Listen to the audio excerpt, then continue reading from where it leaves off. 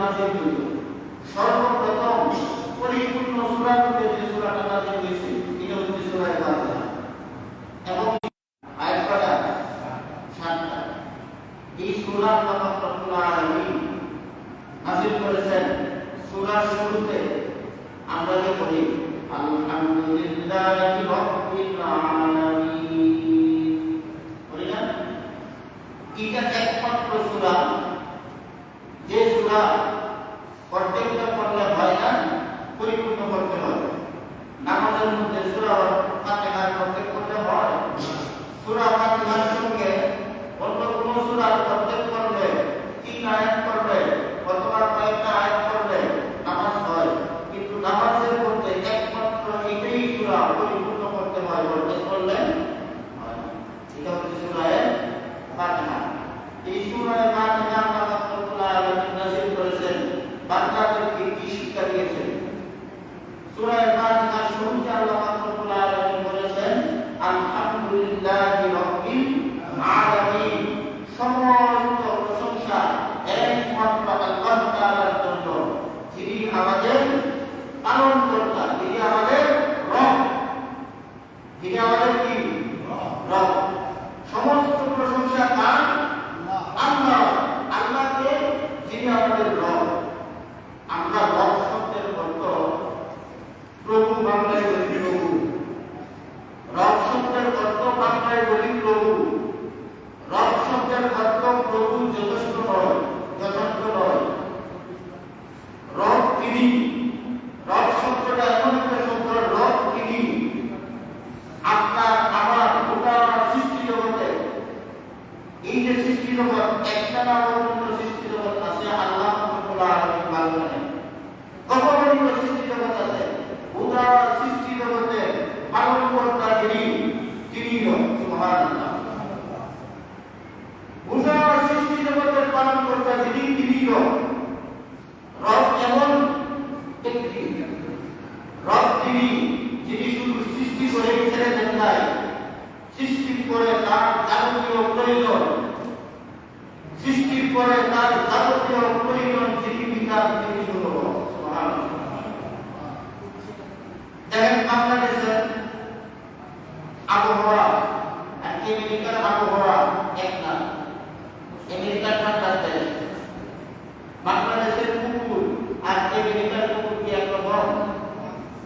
বাংলাদেশের কুকুর জন্ম হয়, জন্মের ভিতরে শরীরে তেমন বেশি লোক নাই, লোক থাকে না, কিন্তু আমেরিকার ঠান্ডার দেশ, ওই দেশের মধ্যে যে কুকুরগুলা তাদের শরীরের মধ্যে পশম জমে অনেক বেশি লোক না। কারণ কুকুর, পশু পাখি এইগুলা আমরা শীতের মৌসুমের মধ্যে তার বাড়ির দেব কুশল এগুলা দেয় না, দেয় নাকি? কিন্তু শীতের মধ্যে সে কিভাবে থাকবে?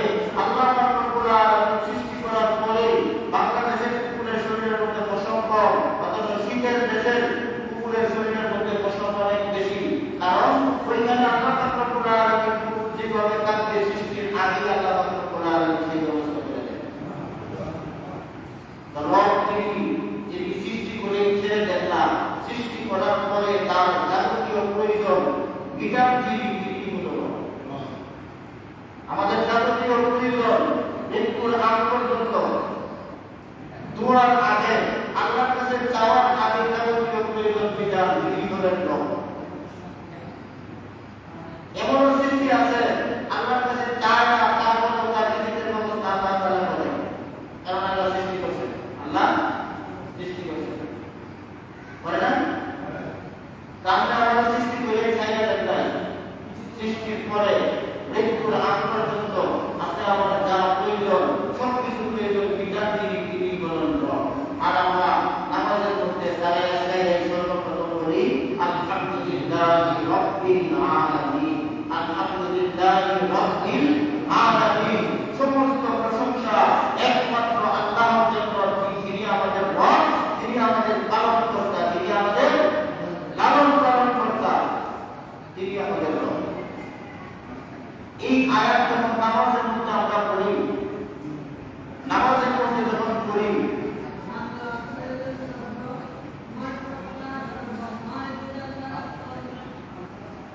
এই আয়াত যখন আল্লাহ রাব্বুল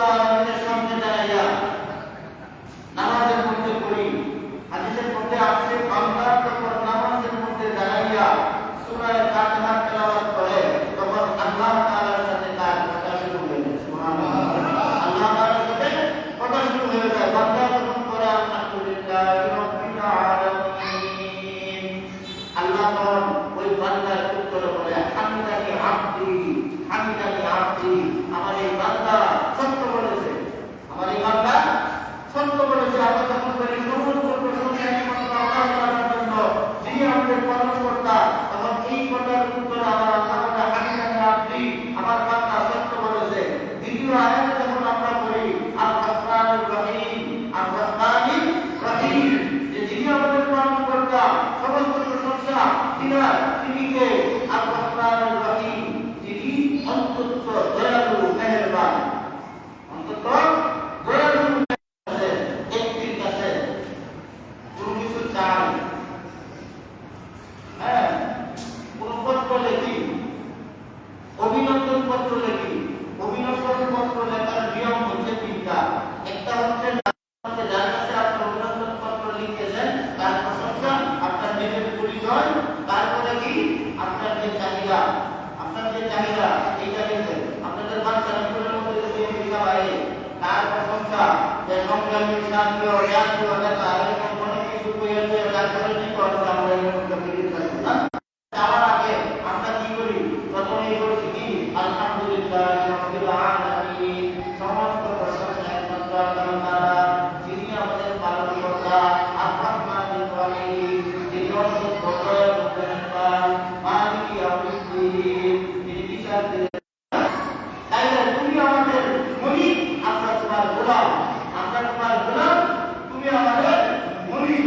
তোমার আর আমাদের সাথে সম্পর্ক হচ্ছে মুনিব আর গোলামের। গোলাম মুনিবের কাছে চাইবে, আর মুনিব গোলামকে দিবে। নাকি বলে?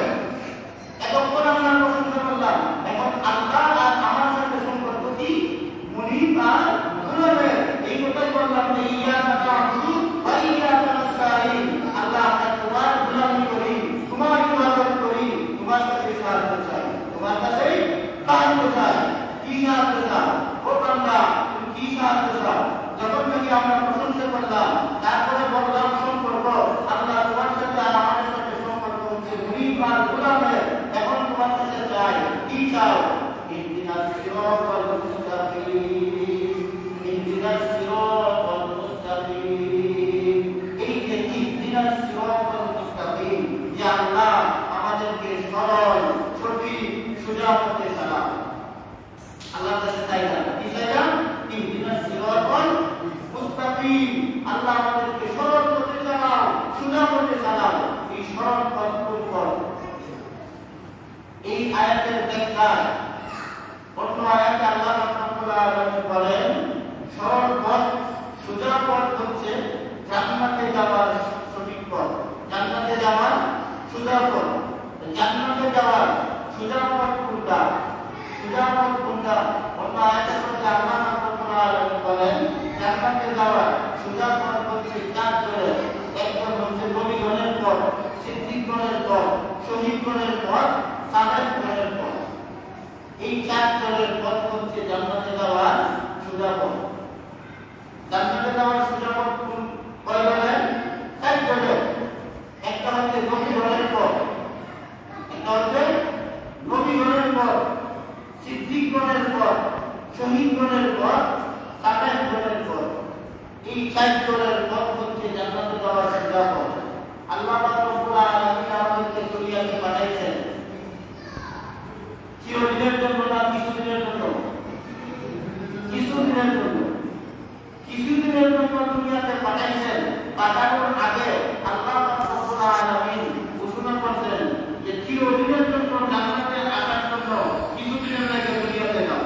চিরদিনের লাগে যে জান্নাতে তুমি থাকবা, ওই জান্নাতে চিরদিনের জন্য থাকার জন্য কিছুদিনের জন্য দুনিয়াতে যাও।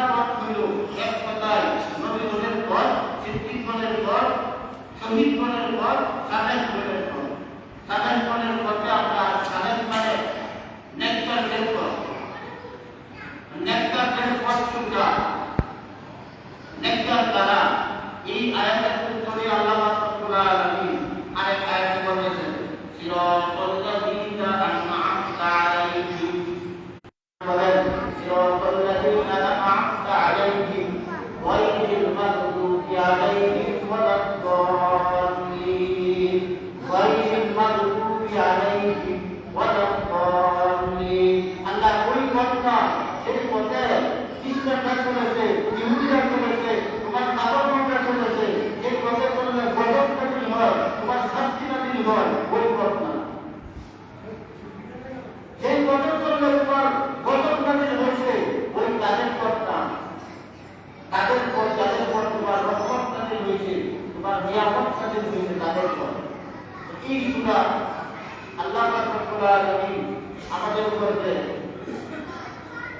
আসছে আল্লাহ রাসূল সাল্লাল্লাহু আলাইহি ওয়াসাল্লামের উপর এই সূরা নাযিল হয়েছে এই সূরাটা একটা দোয়া সূরা একটা ছোটখাটো সূরা এইজন্য এই সূরা বহুত ফজিলতপূর্ণ সূরা হাদিসের মধ্যে আছে যে কোন বান্দা যদি দৈনিক 5 ওয়াক্ত নামাজ পড়ে 5 ওয়াক্ত নামাজের মধ্যে কমপক্ষে 40 বার এই সূরাটা পড়ে 40 বার সুবহানাল্লাহ কত 40 বার পড়ে আর এই আল্লাহ রাব্বুল আলামিন যে দুনিয়ার মধ্যে আমাদেরকে বানাইছেন বানানোর পরে সোজা পথ কোনটা চিরদিনের জন্য জান্নাতে যাওয়ার সরল পথ কোনটা সঠিক পথ কোনটা এই পথ কিন্তু আমাদেরকে দেখায় দিয়েছেন এবং আমরা যদি ইচ্ছা করি আল্লাহ দেখানো পথে না চলি আল্লাহ নির্দেশিত পথে না চলিয়া আমরা আবার মতো মন করা জিন্দেগি কাটাই আর মন করা জিন্দেগি কাটাইয়া যদি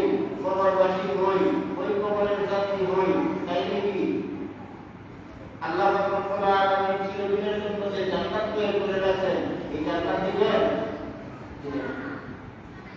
এই জন্য আল্লাহ রাব্বুল আলামিনের দেখানো পথে সিরাতুল মুস্তাকিমের পথে সোজা পথে যদি চলি আল্লাহ রাব্বুল আলামিন আমার জন্য চিরস্থায়ী জান্নাত বানায় রাখেন যে জান্নাতের শুরু আছে শেষ নাই জান্নাতে ঢোকার পরে কোনো বান্দার মৃত্যু নাই মৃত্যু শুধু দুনিয়াতে চলার পরে পরকালে আর মৃত্যু হবে না যারা চিরস্থায়ী জান্নাতে হবে জান্নাতের মধ্যে চিরদিন থাকবে যারা চিরদিনের জন্য জাহান্নামী হবে এই জাহান্নামের মধ্যেও তারা চিরকাল থাকবে মৃত্যু আর হবে না দুনিয়াতে আসছে কিছুদিনের লেগে দুনিয়াতে আসছে কিছুদিনের লেগে বেশি দিন না কিছুদিন এই কিছুদিনের জিন্দেগি আল্লাহ রাব্বুল আলামিনের দেখানো পথে সিরাতুল মুস্তাকিমের পথে যদি না কাটাইয়া আমরা আমার বড় জিন্দেগি কাটাইয়া কবরে যাই তাইলে আমাদের শেষ থাকবে না এই জন্য সময় থাকতে এমন সময় আছে আল্লাহ রাব্বুল আলামিনের কাছে তওবা করিয়া